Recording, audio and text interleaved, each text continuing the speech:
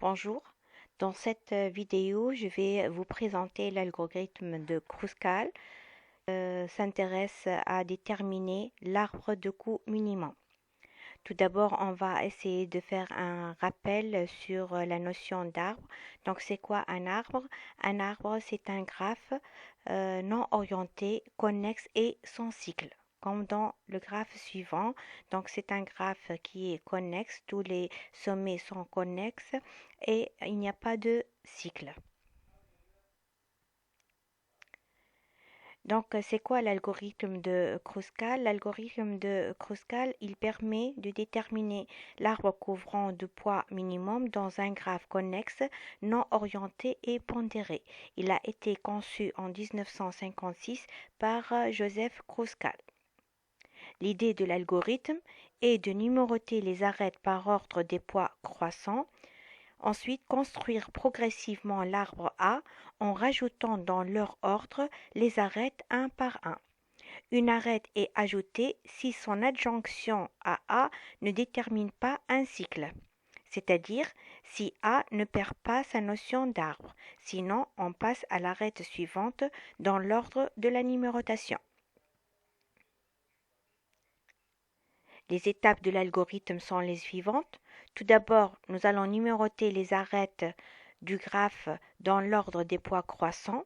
Donc les coûts ici, le coût de l'arête U1 doit être inférieur à U2, etc. jusqu'à l'arête UM. On va supposer que W égale à l'ensemble vide et I égale à 1. Si X et l'ensemble des arcs contient un cycle, allez à 3. Sinon, allez à 2. Dans l'étape 2, on pose W égale W union I. Ensuite, allez à 3. Si I égale à M, terminé, AXW est l'arbre de poids minimum, tel que le coût est égal à la somme des coûts des arêtes. Pour UI appartient à W. Sinon, I égale à I plus 1 et allez à 1. Remarque ici, l'algorithme de recherche de l'arbre maximum est le même que celui de l'arbre minimum, après avoir multiplié les poids par -1. Prenons l'exemple suivant. C'est un exemple qui permet de rechercher le coût minimum d'installation de lignes téléphoniques. Donc, on va essayer de déterminer tout d'abord le coût des arêtes par ordre croissant. Donc, ici, on peut remarquer qu'il y a 8 arêtes. Le coût de BC, c'est 1. Le coût de BD, c'est 1. Le coût de AB, 2. CE, 2. Et ainsi de suite jusqu'à arriver à l'arête AE qui est de coût 6.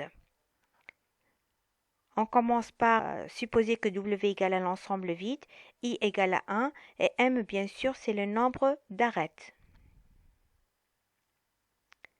Ensuite, on peut voir que BC et BD sont les arêtes à faible coût, qui est égal à 1.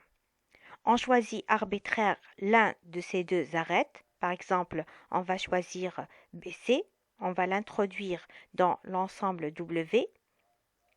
On remarque qu'il n'y a pas de cycle. I n'est pas égal à 8, alors on passe à l'itération 2. BD maintenant, c'est la seconde arête qui est de faible coût. Il n'y a pas de cycle. On ajoute BD à W. I n'est pas égal à 8, alors on passe à l'itération 3.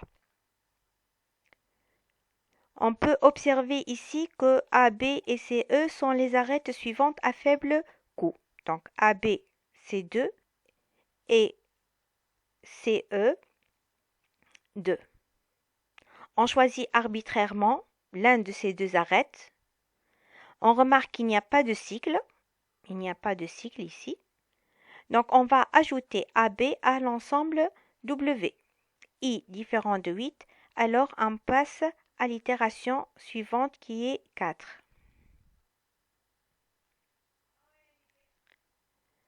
Ensuite, on passe à l'arête suivante de faible coût qui est CE.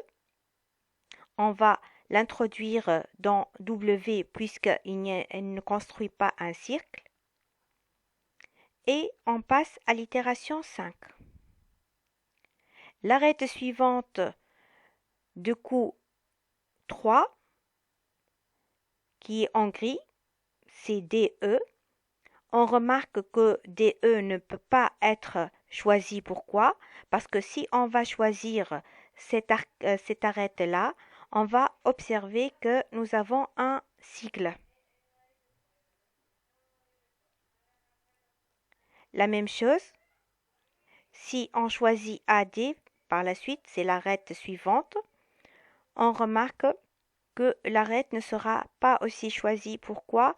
Parce que ça va former un cycle. Donc, on est obligé de passer à l'itération 7. Il nous reste enfin l'arête CD. C'est l'arête qui ne sera pas aussi choisie. Pourquoi? Parce qu'elle va former aussi un cycle. D, B, C. On passe à l'itération suivante qui est 8. Or 8, c'est le nombre total d'arêtes. On va arrêter la procédure. L'arbre de poids minimum est repéré par le graphe suivant, dont le coût est égal à 6. Voilà l'arbre BA, BC, CE et BD. La vidéo touche à sa fin. Merci pour votre attention.